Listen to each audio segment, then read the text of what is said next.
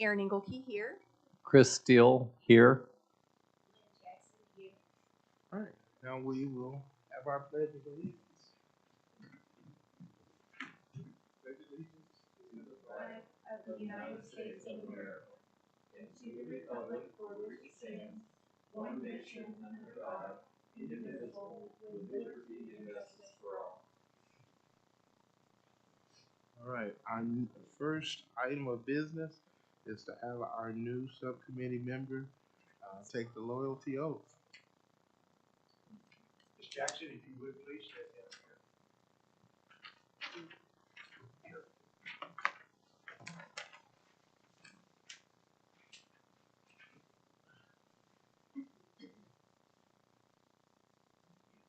Raise your right hand, please. Repeat after me. I, Lynn Jackson, do solemnly swear that I will support the Constitution and the laws of the United States of America, the Constitution and the laws of the state of Oklahoma, that I will faithfully discharge according to the best of my ability the duties of my office or employment during such time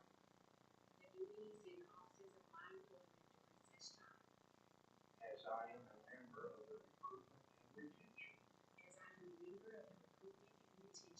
of Staff Committee CJA CAB.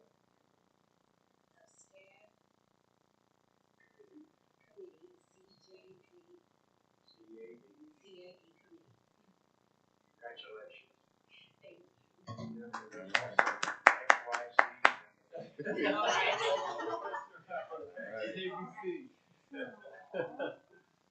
All right. Congratulations. Thank you for bringing to help us in this task.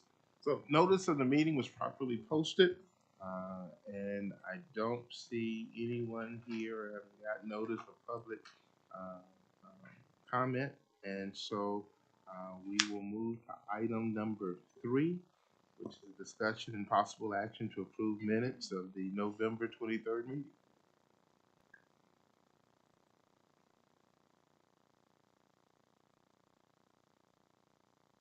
It has been moved and second. Ready? And 4 yeses and 0 no's. All right, number 4, discussion and possible action to schedule recurring community recruiting events. I placed that on, I know that previously Pastor Scobie had what I thought was really successful recruiting event at the Ebenezer Church a few months ago, and I thought that one of the things that we could help champion are ongoing recruitments in all of the quadrants of the county. And so I want to open that up for discussion and get ideas and how we might be able to implement that.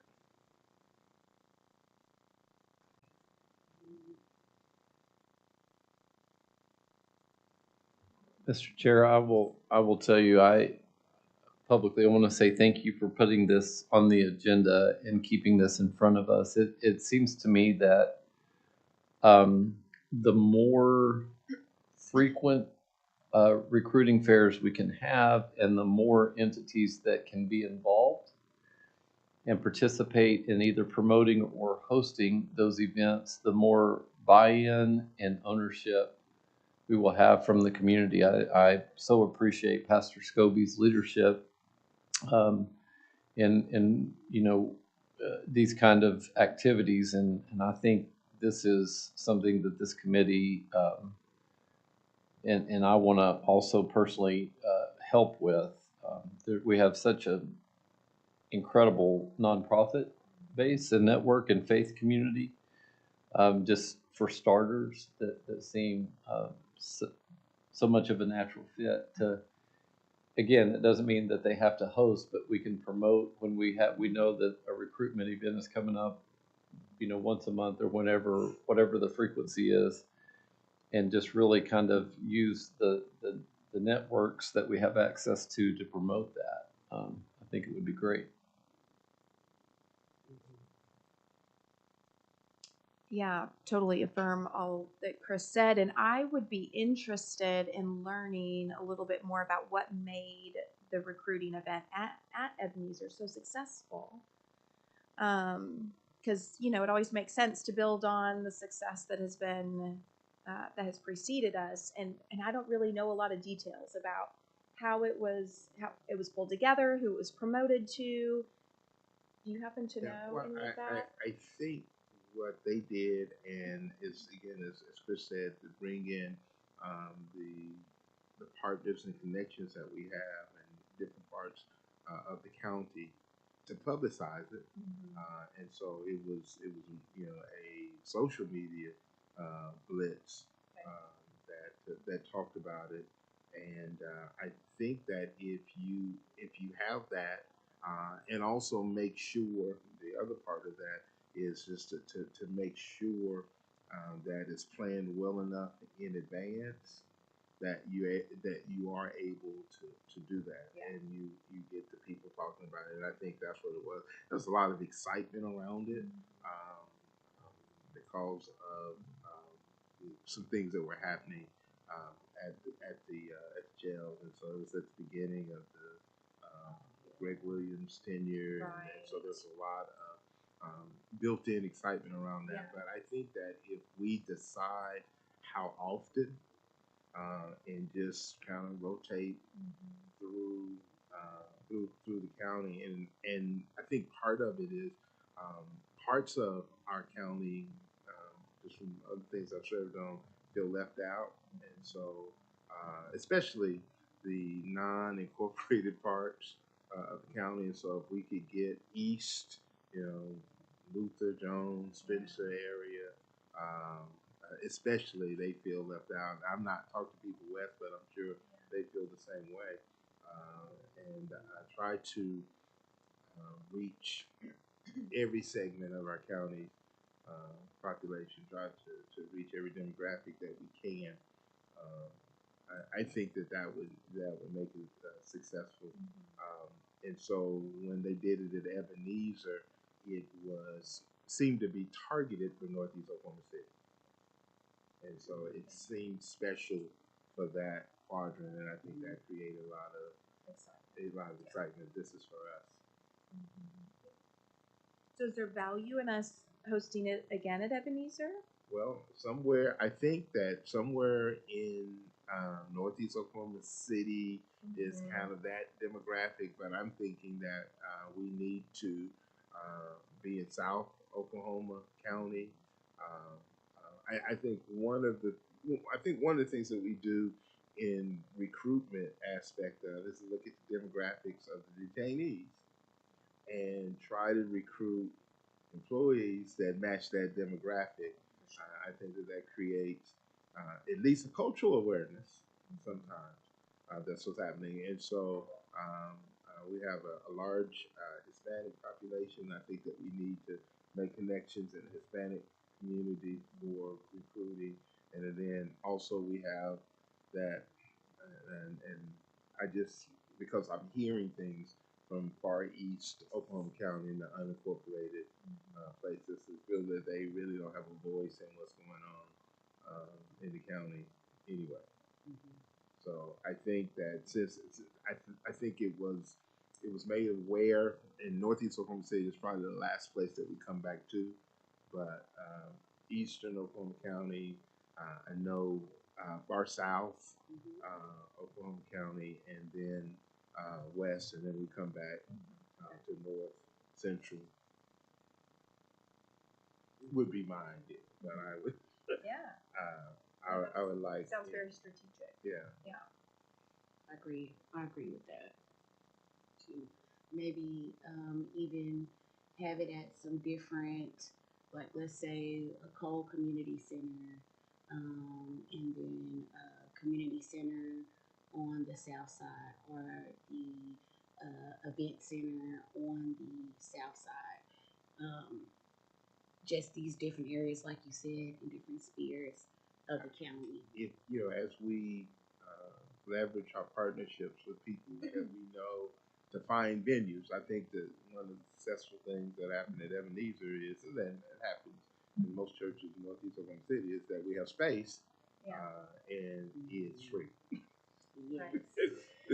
So that, I mean, and so the thing is that, so as we leverage partnerships, and I think that's an important thing, is that some spaces require a lot more to get into than other spaces. But I think that as we talk to people in different parts of the community to find out, you know, when it's necessary. The other aspect of the recruiting as we get to places is to leverage the things that are already happening.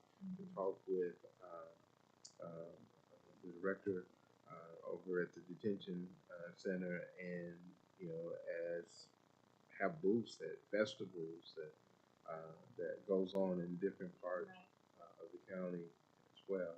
So there's just a lot of things, and I think that we should, as we talk about them, start setting it up and saying, this is when we do this is when we do that.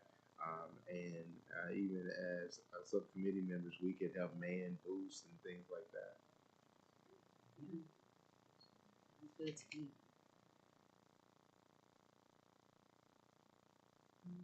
So would we like to on today try to set a tentative goal of, once a quarter, once a month? What do you think?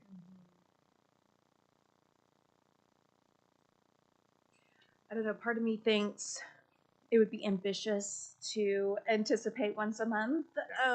But I think for sure once a quarter, I feel like we could make that happen, and maybe eventually could move to a monthly, once we start building these connections and build out a robust schedule. I was thinking for just a quick moment about OCCC. Yes. And speaking to Matra Jones. I don't know what, kind of activities they have happening on their campus right now, but she is such a giver of supporting the community. I think she would be a natural, individual to visit with. I would be happy to do that unless someone else has, a stronger connection to her. But, OCCC, I feel like is fairly, south-ish. I don't know, it's somewhat convenient. Lots of space, hopefully free space. So you have a student population. And you've got the student population. I'm quite certain they have a criminal justice program there. So I think that could be a really strong partnership. So I would love to take the lead on that if that's acceptable to everyone, just as, kind of one step moving forward. And then, committing to a quarterly basis for these types of recruiting events. The one thing about OCCC is that, because I had thought about OCCC, and they do have the criminal justice program out there. However, they also have the Oklahoma City Police Department program out there. Because remember, our people from the county detention center, they go to Norman more and train, and a lot of OCPD trains at OCCC. So I had thought about them, but then I thought, well, would they appreciate us? Would it be a conflict? Yeah. So that would be my I main. think it's worth asking. I definitely think it's worth asking, but that was my only small barrier with that, which I wouldn't think that it would be a problem, but they do a lot of promoting of OCPD specifically on OCCC campus. And like if you go, you'll see like their training stuff all set up around there. And so I was thinking, well, I don't know. So that would probably be something which, The worst thing they can tell us is no. right. Mr. Chair, if I may, this is conversation is sparking so many thoughts, but based on what Lynn just stated, the Career Technology Center would be especially more Norman, if that's where we're training. There could be career fairs out there, yeah, and any of the Metro Tech and any of those partners, I hadn't even thought about that. Yeah, and you did for the most part, other than Eastern Oklahoma County. I think I don't know if that. No, that's in Potawatomi County. I'm thinking. Okay, yeah, but And also, you know, Metro Tech offers Spring Lake Drive. Now they do a lot of the security training, which is different. And that would really qualify them to be at the county. And that's a population that we have not tapped into, even though it is in the Northeast region, because they have those cleat classes there, which is just the security cleat and the security armed. So a lot of people that want to be in law enforcement, but they're maybe not a police officer for whatever reason, because to work at the county and to be a police officer, all you need is a diploma. So that would be a good target audience, because a lot of those individuals that graduate from there, they go and look for security companies to work for. And I can say that Oklahoma, the county detention center, does have better benefits than a lot of the security agencies that they can get hired for. So we can kind of really compete there, you know. Yeah. I think Mike Shelton does a lot of community stuff out of Metro Tech, and so maybe talk with him and find out that's a great idea. And eventually, hopefully, that we do so well with recruitment, and then we do so well with retention that we won't have to do recruitment. Oh yeah, we'll have to slow down on the quarterly that's the deals, goal, right? because they have So a that wait you have list. people and they have career paths that they come in and it's man, I wish I could get on. Mhm.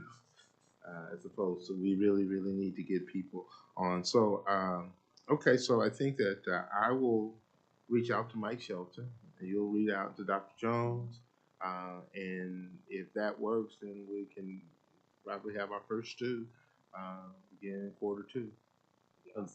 I love it. The other thing is, and I don't know um, who the actual HR point person is for the detention center, but if we could track that down, and maybe you guys know, I'm just thinking there are so many. You said this. I'm just building on what you said, but there are so many community events. I'm thinking of like Donna Thompson's Baptist Fellowship Ministry and making sure that there are tables there with information and with opportunities if the HR folk from the detention center would want to participate, just making sure that they're aware and passing along that information. I mean, that's not an event, but that's something certainly that we could all sort of pitch in to do, to say, hey, there's this community event coming up. If you all would want to have a table there or something, as you stated, I think that's also a really good idea. Yeah. Will you reach out to the detention center HR? Sure.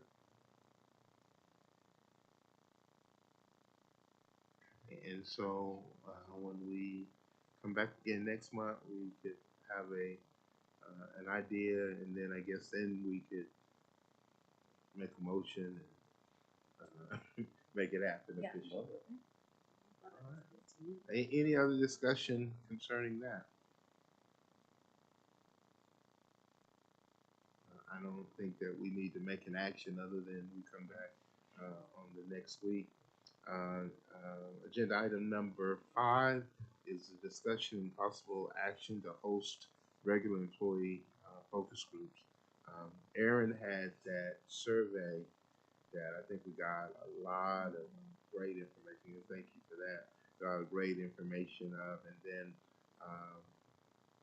last week I went with Chris and June, and we did focus with the detainees, and I was blown away with the information I received and a lot of questions that I asked, and also even some of the employees I asked them questions because just I was like, wow. And I think that if we had that type of interaction there with the actual employees, that I think it goes beyond the survey. Is that we can ask follow-up questions and get a really good understanding and see the themes. What we saw when we spoke with the detainees was it's like, okay, this happening. It's a recurring thing that everyone says some of the same things, and so I think that helps us then be able to make better recommendations. Um, I've discovered is that sometimes when I'm close to something, I'm very myopic. And so if I'm managing a group of people, leading a group of people, I know what I want, right? And so I'm focused on getting this cup because it's coffee. And I was like, I have to have the coffee because I'm thirsty. And everybody said, man, there's other coffee, there's tea, there's soda. And I'm not even looking at that because, yes, sir. And I think that one of the values that we're should be able to add not only to the HR and recruiting, but to the leadership in retention is to be able to make suggestions that they may share with us that they won't share with the person that they directly report to. Sure. I might just add, if I may, in relation to the focus groups that Pastor Douglas and June and I were able to participate in with the individuals who reside at the detention center. While we were there, I was struck and pleasantly surprised and personally celebrated the diversity in the staff. The staff seemed appeared, at least the ones that we got to see or interact with, it felt like that there was some legitimate diversity within the staff at the jail, which is should be celebrated and should be recognized. But then I also was struck by just how positive everyone on the staff. They seemed very happy. I saw so many smiles. I saw some fist pumps along the way, and some what felt like camaraderie that really felt good. And it wasn't because everything was going smoothly. We heard over the radio that there were some situations that needed to be tended to, and even the staff commented like it's been one of those days. Privately they said that, but not ever with a bad attitude. It's just like, well, let's go get it and let's go handle this and let's take care of it. And it just felt, the atmosphere felt really, really good.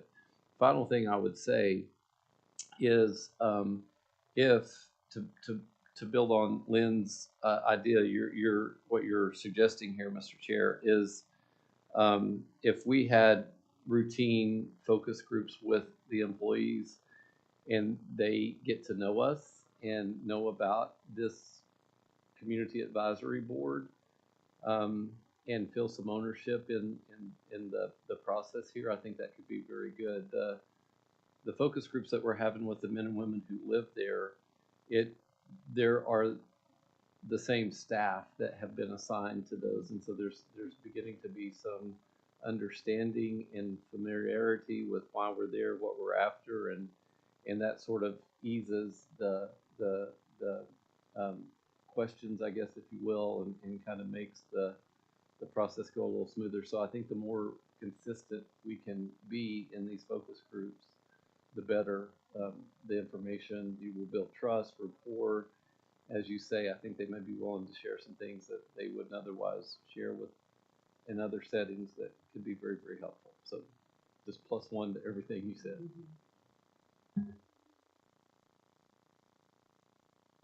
So with that, I guess the same connection, Chris, that you have to get us in to speak with the detainees, could you inquire whether or not that we could do this maybe quarterly as well? Unless someone thinks that it needs to be more frequent. I think quarterly is appropriate, and I will state that based on our prior discussions following the conclusion of the survey, we had discussed doing the survey again in April. I think it would be valuable to do these focus groups, at least have one round of focus groups before we draft the questions. I don't really want to change the questions dramatically because I want to be able to compare apples to apples, but I do think that the focus groups could inform some additional insight into maybe added questions, open-ended questions. So I personally would love to see us get these up and moving fairly quickly so that we can have some time to visit with employees before we engage in the second formal survey.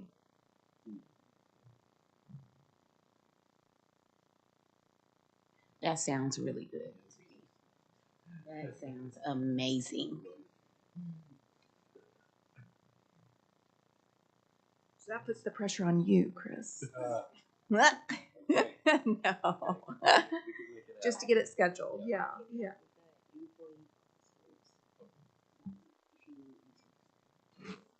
All right. Well, any other discussions, anything that we need to add to make sure that our next meeting will be productive, efficient?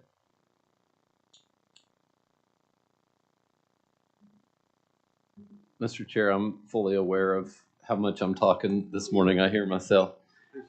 Yeah, I just want you to know I'm self-aware. I do want the committee to know, and I want to state this publicly because I think it is important, that the interaction with Director Gardner, Randy Gardner, has been great. I want to say the interaction with Greg Williams was also great. I mean, the responsiveness, but that has remained consistent.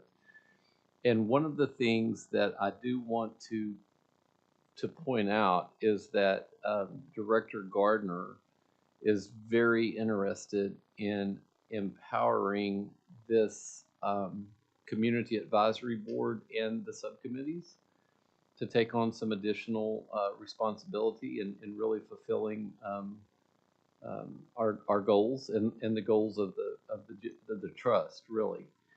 And we have talked about everything from taking a more active role in reviewing sort of any related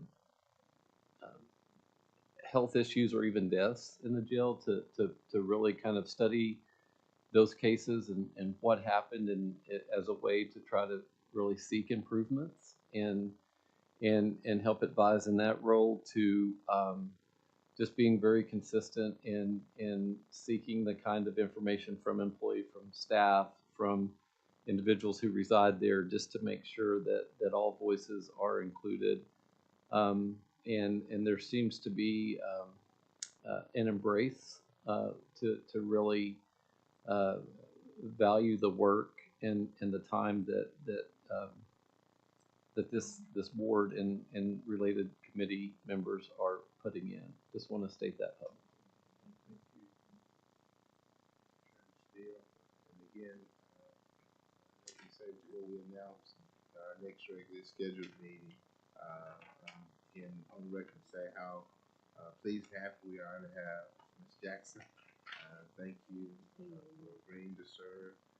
And again, I want to thank both of you all for your service and leadership and what we do. I think that I'm feeling better about the good that we're able to do overall, and not just meet, but actually do good. So thank you for that. Agenda item number 6 is that our next regularly scheduled meeting of the Recruitment Retention Staff Subcommittee for the Criminal Justice Authority Citizens Advisory Board will be on Wednesday, February 22nd at 9:30 a.m. All right, and if someone would, I guess I could actually, item number 7 is adjournment, and so I think that someone has made a motion. I've made a motion. Someone has. All right. So Chris Steele. So all in favor, able to vote on our devices, and it looks like everybody's wanting to leave. I'm waiting for one time when someone will say no. I'm. Thank you again. Thank you so much. We're done.